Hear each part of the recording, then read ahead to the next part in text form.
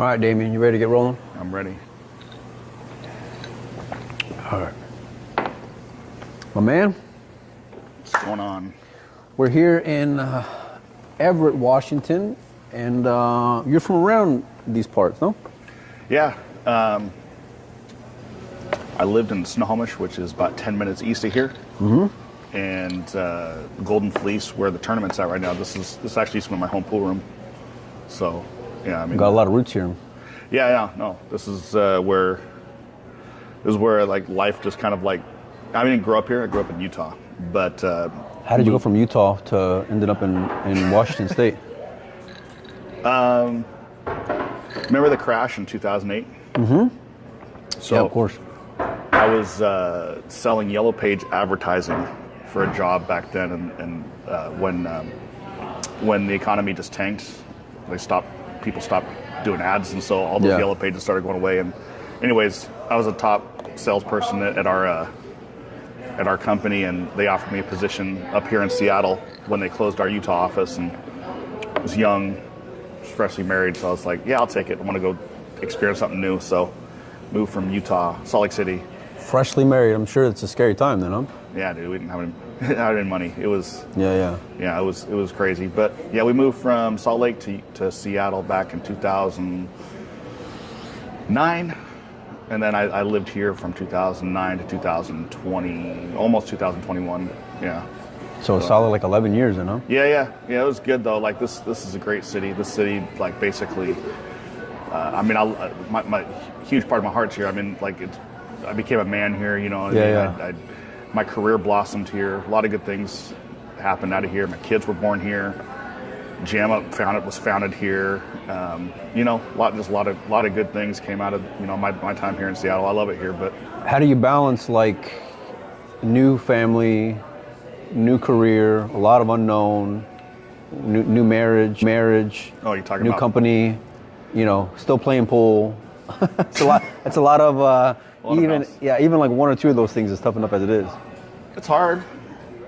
I think anybody like us who's part of this life, pool player, entrepreneur, whatever, we're obsessive. Sure. Yeah. Like you're obsessed with the work that you do with the podcast. Yeah. I'm obsessed with the work I do, and that translates to everything I do. Whether that's like parenting, whether that's like work, whether that's my pool game. You know, for my whole life, I was obsessed with my pool game. That's all I did was just, eat, sleep, and drink pool. That's like literally all I did. And then, well, people may not know you play pretty good, like a 700 player. I think some people might agree and some people might disagree. But like back when I was playing my best pool, Fargo rate wasn't a thing. Yeah.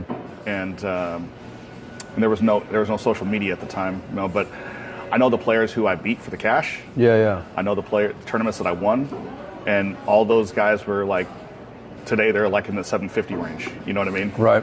So, I think that's probably where I played, like back when I was playing my best pool. But I don't play like that now. I miss too many balls and I'm too inconsistent. What was like? So you're a pool player. You're still trying to grind on providing for the family, and how like when I think of pool player, especially back then, being on the road, gambling a lot, a lot of all day long at the pool room, all night long in the pool room. A lot of those things don't really mix well with like young kids and a new wife. No, yeah. Well, I mean, I was kind of past that part of my life there by the time I met my wife. I met my wife back. I was. I was kind of stepping away from pool. Like I was trying to come out of a season of life where I was running with some people that got me in trouble. Yeah. How old were you then? Oh God, early to mid 20s. I think it was. Oh, so like knucklehead time. You got everything figured out. And yeah. And you don't know anything.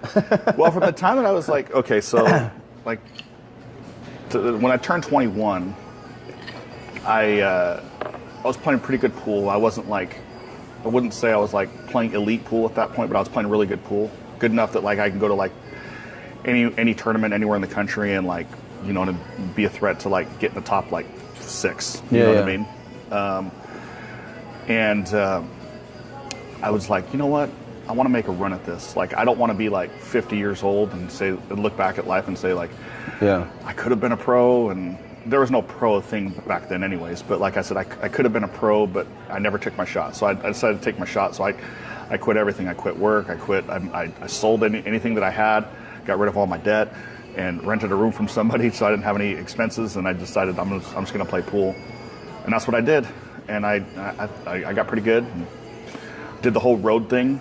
Time I was 21, and I remember the first big tournament that I went to. That was the BCA Nationals. Do you remember when they had it at the Riviera? No, I never went at the Riv. I've heard a lot of good stories of them. So that's when Mark Griffin had the BCA, right? This is before Mark Griffin. Yeah. This is before Mark Griffin. I'm dating myself now, but this is before Mark Griffin. And first year as a full-time pool player, I took second down there. I should have won the thing. I had the hot seat. I just dogged it. I was young and no experience. The moment was too big for me. But I got in the finals of the BCA Nationals. It was 2,015 players in the tournament. Damn, that's pretty good. Yeah. Who did you play in the finals?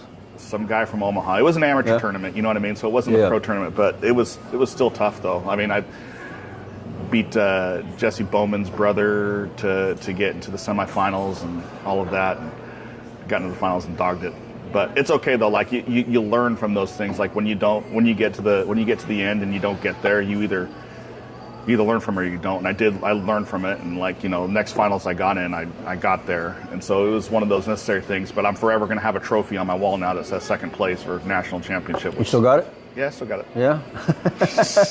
It's dusty. So you packed that thing up and brought it along. That thing's taking a beating, dude. Yeah. It's moved with me everywhere. I was going to say, yeah. Since 2004, it's moved with me everywhere.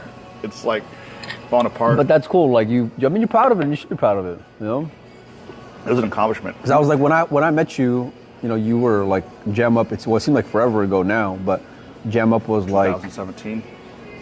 That's when we started Jam Up, 2017.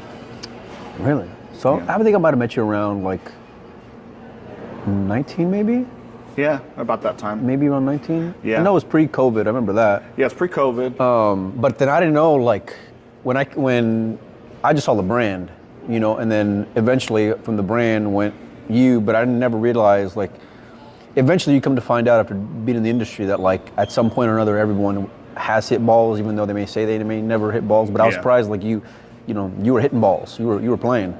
I was still playing, yeah. And to be honest, like, I've told this story a bunch, you know what I mean, to people. But like Jam Up, I never intended Jam Up to be the company that it's turned into now. It's a real company now. What were you looking to do at the time? Like initially, when you were just starting, make a few bucks to keep it going, to like keep just to pay for a trip for me to go to a pool tournament. That's what I'm saying. Yeah. I mean, my wife's a graphic designer, and I mean, back when I was a kid in the pool hall, the phrase "jam up" was used a lot. It's still used in certain parts of the country. It's used more than others. You know what I mean? But like it was a pretty common phrase back then. Well, that guy plays jam up. And I think it's part of that pool hall. Culture. Yeah. It's interesting though is like it's part of that pool hall culture, but like in the leagues, which is like probably, well, which not probably, there's no probably about it, which is our core business. It's like nobody knows what that means. It's funny. I thought everybody would know what it means, but I think like in industry it does. It's kind of like brutal, right? So like brutal. When someone say they took a brutal beat, you know what I mean? Like people can identify it when they say. There's like certain just phrases, even dogged it, right? Like, how'd you do? Oh, I dogged it. Yeah, like, you just missed the ball. I know what I mean. Yeah. You know what I mean? So, but like outside of the pool world, nobody knows what that means. Yeah, no one's gonna understand it or appreciate it. I mean, if I could if you would have told me back in 17, you said Jam Up is going to be this big successful company, and we're going to be doing tens of thousands of shirts a year, and we're getting close to about 40,000, 50,000 customers. You know what I mean? If you would have told me back then that it was going to be like this, I would have probably come up with a different name, to be honest with you. But why I say that? I don't know. It's something that could like translate and resonate with different audiences. But it doesn't matter. It is what it is now. It's Jam Up for life now. So yeah, I think it's relatable in all sports, though. I feel like you know what I mean. Maybe I don't know how it would be outside of sport, but I feel like within, I don't know what bowling lingo is like or dart lingo is like, but like. You can insert that phrase into those where it can still be relatable. I feel like you know what phrase that I thought would be a good phrase, as level up. You know, I thought I don't got that same cachet, dude. You don't think so? Nah. No? No. It don't.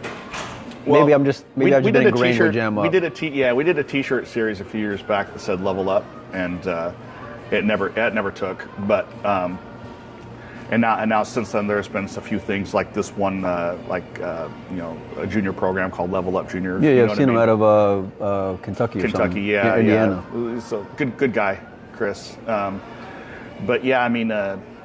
It's fine. Jam Up is the brand now, you know, and we built it, and it's we're not going to change it. So it's, but we are going to add like some different things to it. Later this year, we have a sub brand that we're going to launch from Jam Up, which we'll talk about at a later time. You know what I mean? Yeah, I was gonna say, let's hear it. Well, no, it's not. I can't really spill the beans yet on what it is, but I can tell you this: it's going to be more on the streetwear side of things. It's going to be more lifestyle side of things. It's not going to be on. Well, how do you think it's defined now? Well, so Jam Up now, okay. So my original thought for Jam Up when I first started was the only other brand that was around at that time was Hustlin'. You know, that was really the only other brand in pool. And like hats off to Tony, like, you know, he pioneered something that, you know, there was no market for apparel and billiards back when he did it. But like that style wasn't my style. You know what I mean? I didn't dress like that. And I wanted something that like I could wear like to a tournament, and then at the same time also wear to like the grocery store. You know what I mean? That kind of fit my style. And that's what I originally did, but then as you know we got into it, like more and more customers were wanting like busier things. Like a lot of the stuff we make now, like I wouldn't wear to the grocery store. It's just not my thing. I'm not going to wear a jersey to the grocery store. Right. You know? But you know, you do what the market tells you to do. Sure. Yeah. I mean, that's one thing, especially when it comes to like the business side of things. And I've always said, like, I'm not one to be shy when it comes to my opinion, but at the same time, like the people that are spending money with you are going to dictate, you know, what you're going to be able to do. I mean, you want to be able to put your flavor on it, but it doesn't stop with you because, you know, customers are going to dictate it to you. Yeah. I mean, to be honest, like I never intended to do jerseys like what I'm wearing right now. I never intended to do this. The way how it happened, like back in 2018 when we were just kind of getting going, like I started with T-shirts. And I remember because I had those T-shirts. Yeah, it was terrible T-shirts. You know what I mean? No, they weren't. I liked them. I had them for a long time. They were nice T-shirts, but the logos and all that stuff. But anyways, you know, and then like people say, hey, can you do polos? Because back then it was like that's what people wore. People wore polos to tournaments. Like, yeah, we can do polos. Like I'll figure it out. And you know, like just being a startup business, like I'm out there looking at all wholesale companies and what polos they have, and I'm trying to find the best polos. And the reason why I went down this route here is, at that time, like, I was going to buy the same polos that Hustlin' was buying and making and putting their brand on, and I was going to buy the same thing that every other company was basically doing. What's going to make me different than anybody else? What's going to separate my logo? Yeah. You know, that's not a brand. That's like me putting my logo on someone else's brand and then calling it my brand is not my brand. You know what I mean? That's the way I look at that. So I was like, well, we have to do something better. We have to do something different. And like back in those times, like jerseys and sublimated clothing, that's what this is. You know, sublimated clothing was really not a thing. The only other company that did it was Ultimate Team Gear because they had the Moscone Cup. I remember, yeah. And you know, they didn't come from the pool industry, so I don't feel like they truly understood the pool players. But they kind of like put sublimated jerseys on the map. I feel like at the time they did. They introduced it, but we pioneered it. Like we took it there and made it like. And I don't say that from like an arrogant standpoint, but like I was doing sublimated jerseys for 2 or 3 years before everybody started doing it. You know what I mean? And from a business standpoint, like it made a lot of sense on why we should do this because like. I mean, you've dabbled in T-shirts. You know how expensive it is to do multiple. It's a pain in the ass. To do multiple locations, print locations, multiple colors. By the time all that overhead, having all that inventory. Yeah, it's not good. So like, you know, we had to I had to come up with a different way. And now, like with sublimation, I can do like all over. I can print everywhere on every square inch of the shirt, and you know, all full color, full graphics. But it's interesting you mentioned like the lifestyle part of it. But like I feel like as a brand, I mean that even just as we're talking, I'm like kind of reflecting on, you know, what the clothes look like back then, from t-shirts to sublimation now. Like even on the sublimation side of things, you guys have evolved. I mean, there's stuff with polos that I remember even 4 years ago plus that I can remember where they were like, and I would have friends of mine that were like in golf that appreciated the design. You know what I mean? And appreciated the look.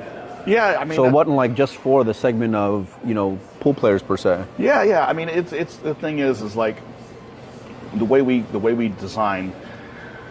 You know, we take inspiration from things that we see out in the world, and we use that, and we find inspiration from all different places. You know, early on, like we were finding vector images online and things like that. So that's why you see a lot of brands out there with very similar designs, because they're finding vector images online and they're just, you know, putting it onto shirts. Yeah.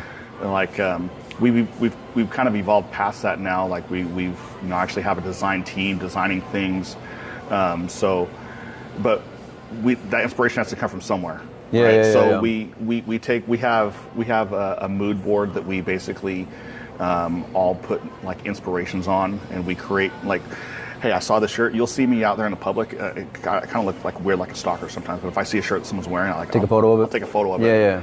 And then I'll upload it to the mood board, and I'll be like, hey, I like this. Let's you know, maybe create something like this. And that's where you see a lot of the things come. But like, I actually am not taking a big part in our design right now, which is nice. You know what I mean? I get to do other things, but for a long time I was at the front of everything.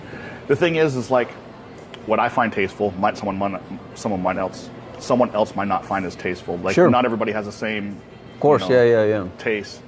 But the lifestyle brand is it's gonna be something different. It's gonna be something different. So I'll just kind of share a little bit of the concept of it. So it's going to be more things like t-shirts, hoodies, and just regular clothes, right? Not something that you would go play a tournament. Well, you go play pool in it.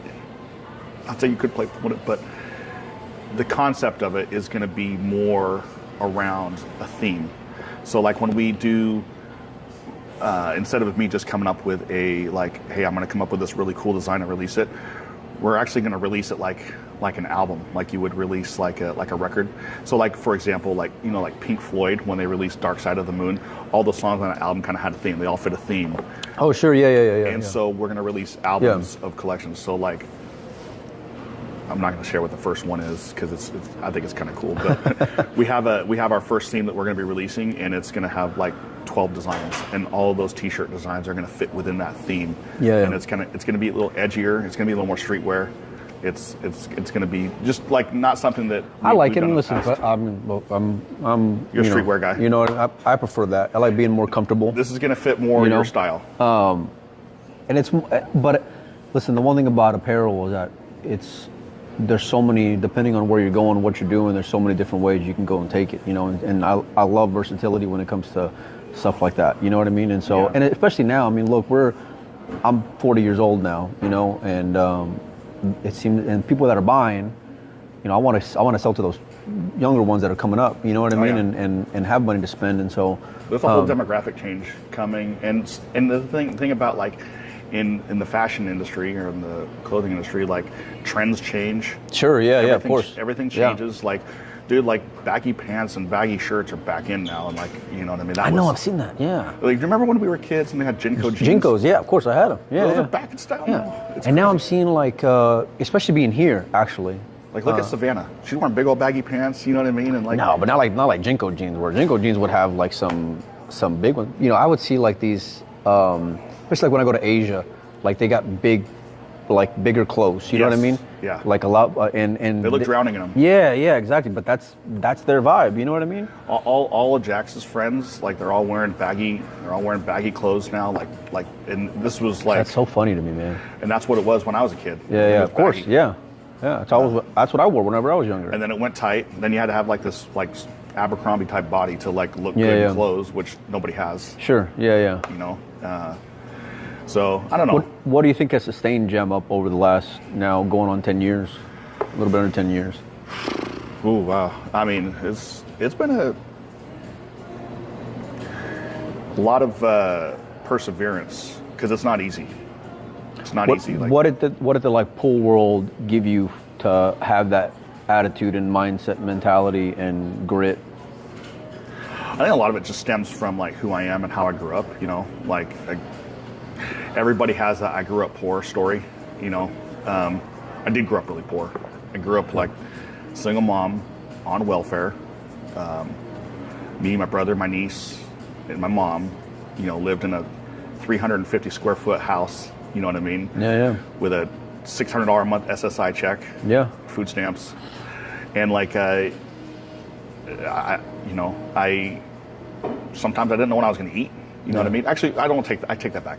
We knew what we were going to eat. I sometimes didn't know I was going to eat anything more than rice. Yeah, you know what I mean? yeah. You know what I mean? Yeah. But you know, so like that I think it just makes you gritty. You know, in a way. But a lot of it came from pool.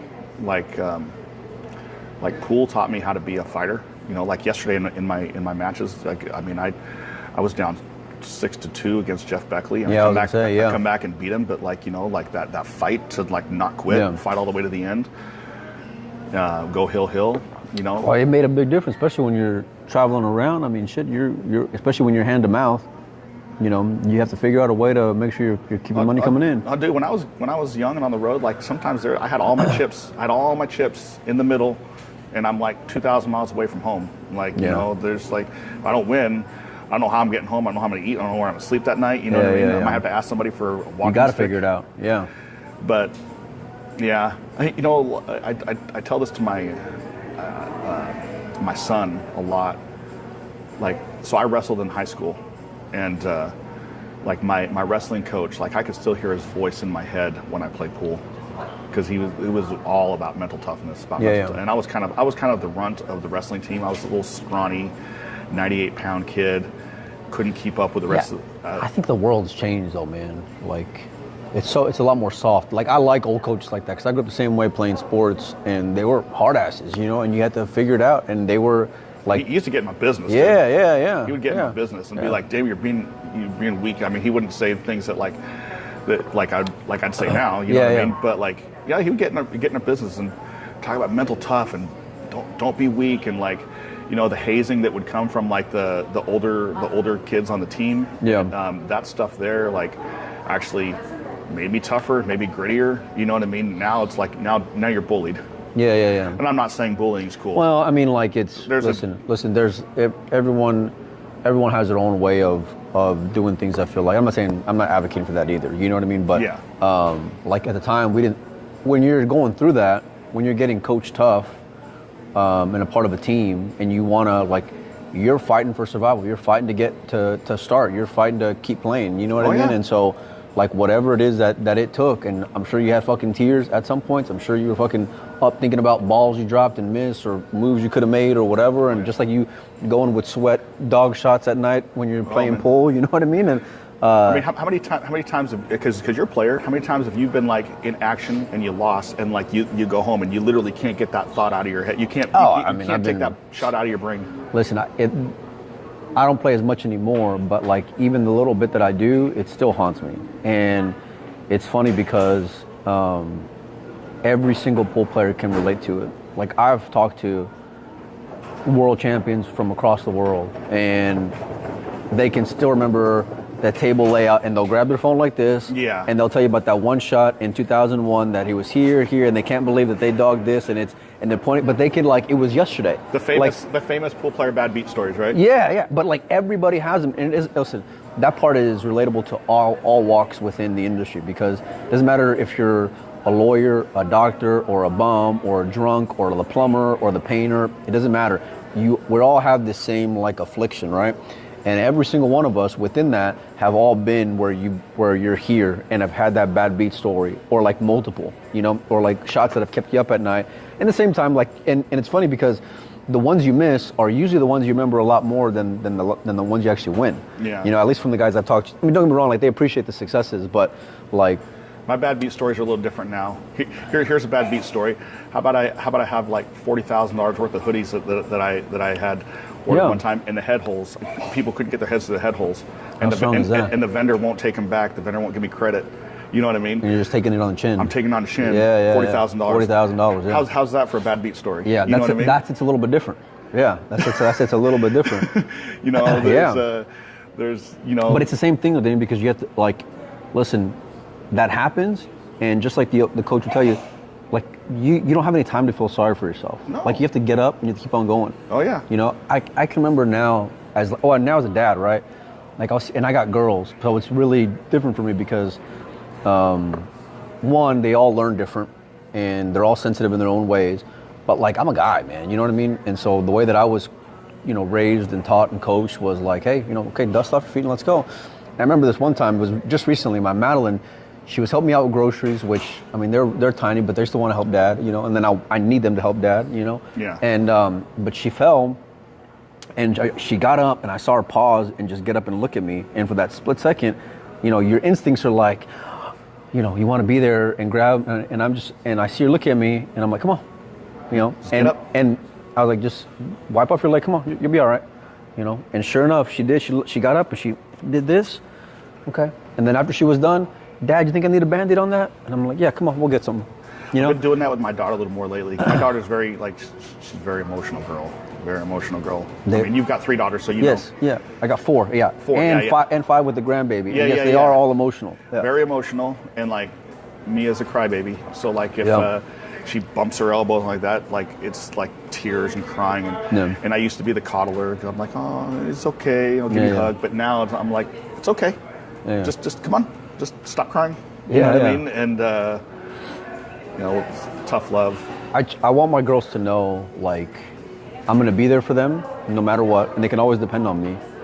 But at the same time, like, they have to get up. They have to get up, and they have to keep on going. And I can remember this other time, very similarly, my Juliana, I went to go visit my mom, and her husband was working like a gun show or something. And they had some, it's like a big convention, right? So like they have all different kinds of vendors, not just firearms. And the wives of the guys would like be selling jewelry and this and that, whatever. So my Juliana wanted some earrings. Okay, sure. And so we get out of there. I get her some earrings. She didn't put them on. She just had them. And we were driving to go get some lunch. And something and as we're driving, I'm in the passenger seat. Someone told me just look back, and I look back, and my Juliana is just like bug-eyed at me, And I'm like. And I look, oh shit. The hook of the earring, I'm not even joking, was like through this part of your finger, like through it. And before, I don't like blood, I don't like seeing shit like that, Yeah. But like what I've learned over the years of being a parent is they go with your energy. So like if you freak out, they're gonna freak out. If you baby them, they're gonna want to baby. If like whatever it is, they're gonna go with you. Yeah. So I just grabbed her hand without even thinking, and put pressure on it. And before she can even cry, I said, it's going to be okay. Don't worry about it. Don't freak out. It's going to be okay. And she just looked at me. She believed what I said, even though I didn't believe what I said. Yeah. You know what I mean? And she was fine. But like, life has to go on, and you have to figure out a way. And even now, like, listen, you get stuck with 40 grand worth of product. It's like, okay, it sucks. And you lose sleep over it when you try and you're figuring out, one, can you resolve it? Then the reality of it's not going to get resolved. Then it's like, well, fuck, how far is it going to set you back? And you have to fucking keep on going, right? Like you have to. You don't got a choice. That's just one of many challenges there. Like we had the vendor that we used to use. They're here in America, you know what I mean? And like I was really proud of make everything in America, you know what I mean? They couldn't perform. I mean, we were getting hundreds of team orders where like we were like people's tournaments are coming, and like, you know what I mean? That's quick. And that's what they've been waiting for. Quickest way to kill your brand. Quickest way to kill your brand is have late orders, you know what I mean? Well, the other side of it is, Damian, that like once you start having success and you start, doing things right, or at least try to, right? And you're gonna have growing pains. It's like there's people that are just gonna wanna shit on you the second you go and make any little mistake or have any little slip up, or it's not. Happens. It happens. Like I made a little video like recently on my own personal page, just talking about because somebody had a product that wasn't up to standard, and they made a post on it, and they posted it on the Matchroom forum, and I'm getting like a bunch of messages and things like that from people, and I'm just like, I asked my team to reach out to them and just, just make it right, but and figure it out. But like, that's all you can do. I don't get wrapped around the axle about those things anymore. Like, like I said in my video, like for every, that sucks as a small business owner, man. For every one of those we get, I probably have 20 or 30 5-star reviews that will come in. You know what I mean? And we've got a process that's set up for like after a number of weeks after people have bought from us, like we'll send them an email. A follow-up email? A follow-up. Well, I've got a lot of follow-up emails. So if you're in my ecosystem, I'm sorry, but you're getting emails from us. But a follow-up email that asks them to rate their, to give us a rating. And so like, I see them all. Like I said, literally for every one negative review that we get, I get 20 positive ones. See, I don't know about you though. Those negative ones will stick with me more, and like, it hits different. Like, don't get me wrong, positivity and like getting fuel back in your gas tank, whether literally or figuratively, is great. You know what I mean? But like, it sucks whenever, especially as a small business owner, and your intent. Like, your intent isn't to take advantage of people. Your intent is to provide quality products at a good value and turn it around in a reasonable amount of time. Well, the thing is like you're not looking to. It's one thing if you're trying to weasel someone or you're looking for the angle on them. You know what I mean? Well, the thing is I've come to the conclusion that like you can't please everybody. You know what I mean? Like that's true. Yeah. There's been times where like I've literally like took it in the shorts and just lost, like, no matter what, like I'm going to lose money on this deal. Yeah. You know what I mean? And I've done it, and it sucks. But like I do it to, if it's the right thing to do, I'll do it. I'm not going to get taken advantage by people, but at the same time, like I try to like, I've got a whole new team of people working for me now, and so like I preach this almost all the time. You could ask anyone who works for me, like, what does Damian say on our meetings? Give them the Chick-fil-A experience. I want people to have the Chick-fil-A experience when they're working with Jam Up, and it's a pretty bomb experience. I'm not gonna lie. It's great. Chick-fil-A is great. In and out, quick. I tell people, and my team teases me about it now. They're like, we're gonna give them the Chick-fil-A experience, and I'm like, give them the Chick-fil-A experience, But you can't. I mean, even at Chick-fil-A, they still get complaints. Like that, even as good as they are, like that, they still get people who shit on them, But I mean, you experience. I mean, you've had a lot of success yourself. Like, I remember when you started out just doing like the Dogging It podcast with Joey, and now look, you got, 100,000 plus followers watching your podcast. I mean, you went from like being like, just a guy that everybody knows, wants to be around, to not. You've got haters now too. No, I mean, like, listen, I've learned similarly that like it's just gonna happen, and even though it sucks. And people can assume things about you or assume your intent. I'm okay with who I am at the end of the day. Like I'm okay with where I've been and where I come from. And so I'm not saying my delivery is always the best, because that's just, I know how I'm very aware of that part of it too. You know what I mean? But I remember like when Joey would dip out or I didn't have someone to do a show with, and I'm like, man, I really still want to do it, but I was scared, man. Like I'm like, fuck, I don't want to do a show myself. I don't want to do that with myself, because I didn't want to be that guy. Mm-hmm. But it's well, do you want to do it or do you not want to do it? Mm-hmm. And it's like, well, I want to do it. And it's real scary when you don't have something secure to fall back on. And it's even scarier when you think that it could turn into something, and you invest a lot of money and your time on the come, hoping that it does, but with no guarantee. Yeah. And you're always going to get haters along that. But haters along that way too. And but there's no, like the same way I tell my girls, there's no time for it. You have to keep on going. You have to keep on getting up. And there's been even cycles within, even if people may think I'm successful or not successful, or I have credibility or don't have credibility, or I should say something or not say something. Listen, I'm me. I was me yesterday. I'm gonna be me tomorrow, and I'm me today. I mean, like, what are you gonna do? Quit now? I mean, you've come this far. Like, you can't quit. Yeah. And there's been a lot of, especially in the pool industry, because it's like, don't get me wrong, there's a lot of love. Like, there's a lot of love, and a lot of people, especially now whenever like I go out places. like it's one thing when you see metrics, right? Like if you'll see numbers or analytics on a page, but it's a whole different thing when you go somewhere and like it's actually somebody. Oh yeah, like I metrics are good. Metrics are good, but like I don't subscribe to them like completely. Yeah. Like it's funny. It's not gospel, that's for sure. I get a lot of people that message me like, "Hey, Damian, like sponsor this, or would you do this?" And like we're getting this many views and that many views, and that doesn't mean that great. I'm happy for you. A lot of times those metrics are made to show vanity. You know what I mean? And Meta knows that. Meta's like telling you, "Oh, you're getting all this. You're doing great. You're doing great." That doesn't translate to dollars. Yeah. And on the same token, what you just said right there, like, it's one thing to see it on a screen. I was just in Kansas City last week, and there was literally 500 people in the room wearing Jam Up. Yeah. That means something. Like that means something. Yeah. That means something there. And I've seen even more in Vegas, by the way, at the Rio. Yeah. I mean, it's crazy. I have to pinch myself sometimes, and like I try not to let it get to my head. I don't want to get like cocky or arrogant, because it's been a team effort. It's not just me. This is not Damian's. If it wasn't for Damian, like it's taken a village. It's taken a team. Like I've had business partners that had like Grant, my old business partner.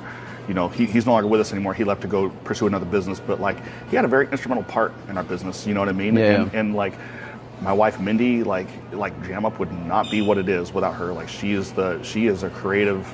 I've heard a lot of good things, and I met her. She's great, and she's really funny, by the way. Oh, she's a handful. Yeah. That's part of the charm of it, right? Oh my God. Yeah. But no, like. And that to like Michaela, who's she's moved on as well. She's running an Ultimate Pool League now. But like all these people along the way have had a huge part in making Jam Up what it is, And it's been a fun ride. It's been a really stressful ride, It's funny is like.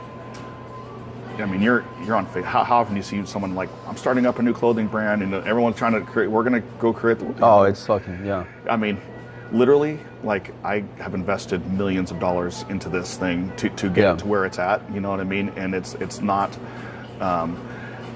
It's not like I put $1 million into it right up front, but like it takes time, it takes perseverance, it takes money. So like, there's no get rich quick in this business right here. And a lot of times, especially in that aspect of the industry, it's like when you make mistakes, they're usually pretty expensive mistakes. They're very expensive mistakes. Yeah. I mean, I'm in a low margin business that my highest ticket item is like $80. You know what I mean? And so it's not like I sell a Ferrari and I've got hundreds of thousands of dollars to play with or whatever. Sure. Yeah. So it's fun though. But what I really enjoy is like what we've done. Like I feel like the like money is not my motivator. Like getting rich is not my motivator. I'm not rich, but like getting rich is not like what's on my mind. I want to like create legacy. I want to change, and I feel like we're doing it. Like I want to change like the industry.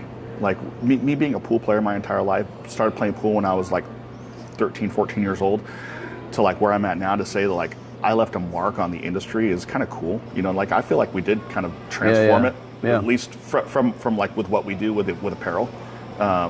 We weren't the first ones. I would definitely say we're not the first ones, but like, but we've taken it from like a streetwear thing to like a professional image, Yeah.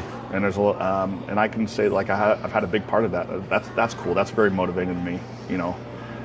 Satisfying. No, I mean it is something to be proud of for sure. Like I don't know how. Part of doing it, part of like being in pool is like just staying hungry, and whether you're an amateur player, but I guess that's why it brings in so many different aspects of life within the industry. It's like, because whether you're an amateur player, a professional player, and you just want it so bad, dude. You know what I mean? Or whether you're in business within the industry, like it's the same thing, Mm-hmm. And there's no like, I got there moment, like. People from the outside may think like, man, they're doing really good, but they don't know your ins and outs or highs and fucking lows with it all. You know what I mean? Yeah, it's funny. People are like, oh, well, I know what they're making a shirt for, and they're selling it for whatever. Like, yeah, great. You don't also know all the other costs that are on the P&L as well. You know what I mean? Yeah. So, yeah. Do you really make this? Like, and that's why you see a lot of businesses fail, because they don't identify a lot of those things there. Like, I did it for a lot of years. I didn't know how to, believe me, I didn't know how to run a business. Like, and I'm still learning. Luckily, I've got some good mentors, and I've had a lot of people along the way to like teach me things, and I invest in myself to learn. But like, it's business is not for the weak or for the meek. No, it is not for the meek. Whether you're doing a podcast or a clothing brand or a Q company or selling cars, whatever. No, because you work so hard just to like. There's like thresholds, right? Like, and it's not like where you can just relax, but like you work really hard. But then it's like along with it, like we mentioned earlier, like comes people wanting to go and throw shit on what you're doing for whatever reason. You know what I mean? And like it's part of it. At the end of the day, like listen, there's something's worked out if you've been able to last this long in this tough of an industry. I feel like we're just getting started, man. Honestly, like I it's. I don't know. It's like this year we're having a record year. Last year we had a record year. The year before that we had a record year, and it's just like every year it just keeps getting bigger. It keeps growing a little bit more, and I'm really excited for the direction that we're going right now. Not from like not from a money standpoint, but from a the brand is like it's anchored now. Yeah. And it's like now we can do things that. That we haven't been able to do in the past, and it's fun. It's a fun place. We got a whole new, come September, whole new website coming, whole new lineup of everything. Like everything we have now is getting archived, and so like Jam Up's gonna have a whole new look come September, and so that's gonna be exciting. What else can you add? You guys are already real customizable as it is. I know, but all new base designs, new items, new types of items to buy. I'm making investments in our sites, so it makes the user experience a lot easier. Like what I want people to be able to do is like go order for their team and just have it be a really easy, simple experience. Take away all the friction, make it just really easy for someone just to like, hey, we're going to Vegas in 4 weeks, and like we need to get team shirts. Like I can knock this out here in just a few minutes on Jam Up, and then they get an awesome product, and their experience was seamless. You know what I mean? That's what I want. I want people to have that kind of experience. And you don't have that now? We do. I want to make it better. Like, we put a lot of work into our logistics. There, I mean, like go to. I'm not going to say any names or anything like that, but go to any other company out there, or a lot of companies out there, and tell them you have a tournament coming up in 2 weeks, and you need to get custom shirts made. See if you can get it done. Like, you can get that done with us. It's not going to be the cheapest. Yeah. But we can get it done. Yeah, you know what I mean? So like, I want to be able to like take that experience and just like really get it out there and like make it really good for people. Because at the end of the day, I feel like that's what keeps us growing. Is like, I think in like January is when we had our big push for BCA. There's the CSI event. We had hundreds of team orders during that month. And I think we only had less than 5 that were like late, that we had to get rerouted to the Rio for people to pick up, which is that's still fucking pretty good. Sure. That's pretty good. Yeah, It's pretty successful.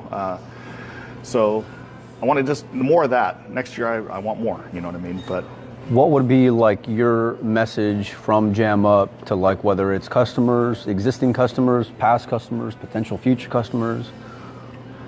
Thank you. Thank you for supporting. Thanks for like trusting us to outfit your team. Yeah. It's a big deal. So I'll tell you, like this year I played APA for the first time. I've never played APA. Oh, now you're an APA player. I did it. Usually it starts the other way around, where you started APA and then you work your way. The only reason why I did it is I'm very involved in Ultimate Pool, so I play all the leagues. I play Ultimate Pool, I play CSI, I play the BCA because I want to be able to play in my regional events here. So you have to be a BCA member to play in that. Sure. But Blake Baker's from my city, you know what I mean? And they asked me to play on their Masters team for Vegas and say, hey, we have a chance to go down there and win this Masters team. So I said, sure, I'll do it. In order for me to do that, like I had to play APA to do that. But it actually exposed me to a whole different type of people that I've never been around my whole life playing pool. You know what I mean? The average weekly league player. And it's great. For one, I get to kind of be like a superstar for a night, which is kind of cool. You know what I mean? But where I was going with this is that like people, they'll play a whole season, whether they're playing APA, whether they're playing Ultimate Pool, whether they're playing BCA or whatever. They'll go a whole season with their team to try to qualify and to go to Vegas or to go to their national tournament. That's the goal. It's a big deal for these people. Like to me, it's just like going to Vegas is just like, oh, going to Vegas. Yeah, you know what I mean? Well, because you're, It's, but to these people, like this is a big deal for them. And like something as simple as like botching their team shirt order can really ruin somebody's trip. You know, and so when you ask me like what would I say, I just want to say thank you for trusting us with that, because that's like it's a big deal. I mean, it's pretty cool when people come up and thank me and said, dude, these shirts turned out awesome, and you see everybody together having a good time, and they all look the same, and like I just had a part in making these guys trip and making their year. You know what I mean? A small part, but still part of it. No, pretty big part, I'd say. You know, I mean, they got to go in there wearing matching shirts they've been looking forward to. They've been working their ass off all season long to get there. You know, like you're part of getting in there. You know. Yeah. Are you what are you going to do with? Because I know like your audience is more geared towards like the hardcore pool players, but I know that you've been doing more amateur stuff lately. Yeah, no, I want to do more amateur stuff for sure. Like one thing that I've kind of like learned through doing all this is like they're everything. You know, amateur players are everything. And if you talk to anybody within the industry, like they're the bread and butter and backbone and foundation and support system within the entire ecosystem. Yeah, I mean, they're everything. And so, don't get me wrong, I love like talking about pool and professional pool. And I'm not a professional pool player, I'm not a good pool player, but I've not been afraid to speak my mind on certain things. And the same like spotlight and attention and love that we've given to the professional side of things, I want to take and do more stuff with the amateurs, because I've always felt like the one thing that I really enjoy about the sport is the stories, is people and where they come from, and that's not just specific to professional pool players. You know, I mean, it is when you're a fan of them, like you are of other sports, it's one thing, but like, listen, the everyday guys have just as cool stories. The everyday guys are just as much on the grind, or just as much have had, you know, peaks and valleys, and have had shortcomings and successes. And yeah, for sure, that's been something that I've been wanting to get more into, whether it's going to APA, like which is already going on or about to go on there in Vegas for the World Championships, or going to the Rio every year and doing more stuff with Ozzy and them, even at Ultimate Pool and the vibe that they're creating out there. Like it's good to see people get excited to play pool, and I want to like. It's growing. Yeah. It's growing. I'll tell you a cool thing, and again, I'm not trying to disparage any of the leagues. What I thought was really cool this year, I was there in November when at Cherokee for the Ultimate Pool Grand Final, when an amateur team of just 8 regular pool players, not professional pool players, won $100,000 for their team. Yeah. That's a cool experience there. It's a big deal, dude. You know, and like there's opportunity in all aspects within pool. And so, but like just the same way, when you get into doing stuff, you always go into it thinking like, this is the way I'm going to do it. And then what you come to realize is, I'm sure like if you reflect where the brand's at now and your goals now are completely different than where you started off with. The goalpost always has to move. Yeah. Like if you ever, whether it's business, whether it's your pool game, whether anything in life, if you ever feel like, I've gotten here, I've arrived, here's where I want to be, I finally got here, now I can just chill. Like that's just stagnation, and you're you gotta recalibrate those goals, man. You're never going to be your best self. You're never going to be your best self. And some people might not be the way how some people are wired. Some people are just fine with just, you know, doing that. But like I'm not wired that way, you know. I don't think you're wired that way. No. I mean, I'm across the country while my girls are getting ready for school. And don't get me wrong, I love being here for a few days, but like it's it's part of the adventure of it, but also like can satisfy aspects within business as well. But then it's like it's the relationships at the end of the day that help out and go a long way. And pool is full of really good people. Mm-hmm. It can be some shitheads too, but it's full of really good people.